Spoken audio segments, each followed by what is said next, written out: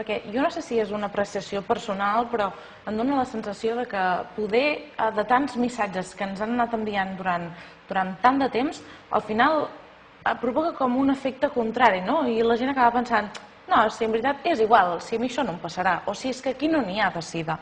No pot ser també una de les reaccions habituals de molta gent? És com els pares, no? Que sempre no facis això, i al final no els escoltes, no? Però què hem de fer?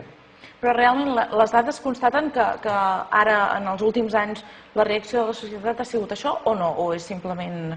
Bueno, jo crec que també el missatge va molt encarat a la gent jove, i la gent jove, adolescent o preadolescent o que ja són més grandets, doncs és una edat molt conflictiva, perquè realment tens una energia al cos brutal i que no pares a pensar moltes vegades les coses, no?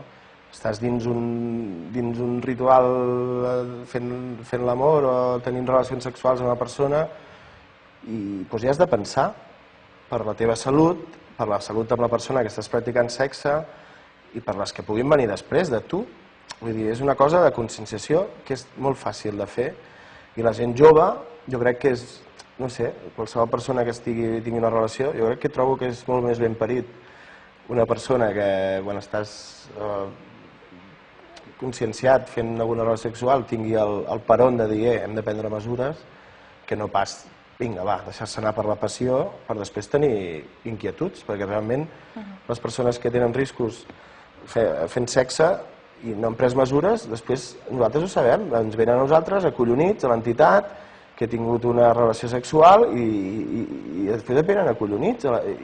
És que aviam, t'ho podries estalviar. I casos de persones que 2 o 3 vegades, vull dir, ja no sí que és una qüestió. Tenen la informació i no la fan servir i després correm-hi tots.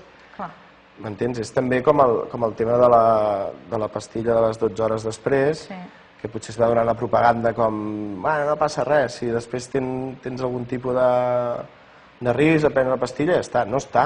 Això no és correcte, això són casos extrems i el jovent ha de fer valer aquests medicaments correctament, no? Si tens un problema, se't trenca el preservatiu o qualsevol història, no? Jo crec que també és un problema de generacions grans. Ens trobem amb casos de gent gran que té relacions sexuals fora de casa seva, amb la seva dona a casa i tal, i arriba a casa seva, potser ha sigut contagiat i al cap de 10 anys té la dona l'VIH, l'home, i està l'enfermetat tan evolucionada que els medicaments han de ser molt més agressius i la qualitat de vida d'aquestes persones baixa, no? Per això també és important, dins de la lluita contra la sida, la detecció precoç del contagi, de l'VIH, per poder atacar-hi més aviat, per trobar més qualitat de vida a aquestes persones i alhora també que no contagin amb altres. Jo crec que el tema del sexe, que és una mica el focus d'ara de contagi de l'VIH, és una cosa que a tots ens agrada fer i moltes vegades passem de tot. Ens deixem portar per la passió i no hi pensem amb el cap. Igual que hi pensem si tenim a la compte quants calés tinc o m'haig de fer una analítica per veure com estic de sucre o etc. Amb això també hauríem de ser prou llestos per fer-ho, no?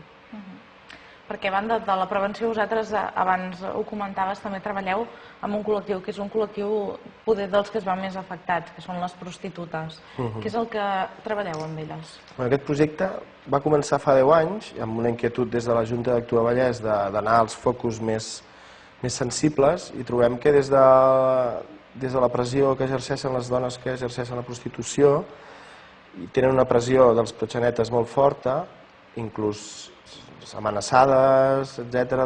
Depèn de quins clients no fer servir preservatius, fer tècniques de sexe, saps, amb la boca, coses que a elles els hi poden transmetre malalties. Vull dir, la gent que vulgui pagar per sexe ho ha de fer saludablement i les dones que estan exercint la prostitució per necessitat o perquè ho volen fer també han d'estar sanes, no? I és un projecte que va començar fa 10 anys, arribem als 2 vallesos, hem arribat a més de 3.000 persones que venen al seu cos i per elles avui en dia som una mica un referent de gestió, d'inquietuds. els hi facilitem la targeta sanitària, els hi fem la prova de l'UVH, els hi fem tallers de reinserció laboral. Hem tingut diversos casos de persones que han deixat la prostitució i han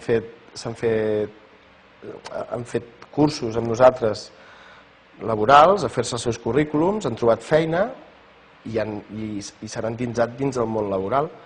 Hi ha altres que les hem reinsertat per fer cursos de reinserció a altres prostitutes i ha sigut un projecte molt ben parit, molt exitós per nosaltres i per elles. Saber que tens una institució que els poden assessorar, que poden estar allà, que quan tenen qualsevol dubte o qualsevol inquietud per la seva feina està realment en contacte amb l'UVH i amb totes les altres malalties de transmissió sexual. Hosti, per elles ha sigut un referent i trobo que en silenci és una tasca molt important que fem dins la societat. Perquè a banda de tractar, diguéssim, per la prevenció, que és el que podríem dir que hem parlat fins ara, el que també és important, un cop la persona ja està malalta, és aquest tracte amb el pacient. I vosaltres també hi treballeu, també hi feu treball de camp aquí. Tenim un psicòleg a l'entitat per fer recolzament psicològic a les persones afectades i als familiars d'aquests, perquè un cop la UVH entra a casa teva, encara que es pugui parlar que si ara mateix una malaltia crònica, és un cop per l'estigmatització de la malaltia i perquè realment t'has d'anar cuidant, has de canviar els teus hàbits i és un cop a la seva vida. Tenim un pis d'acollida que tenim persones seropositives sense sostre, fem un recull anual de 8-9 persones i els hi fem també ajuda a reinserció laboral per normalitzar una mica les seves vides. És una de la nostra llança inicial, el recolzament a les persones seropositives.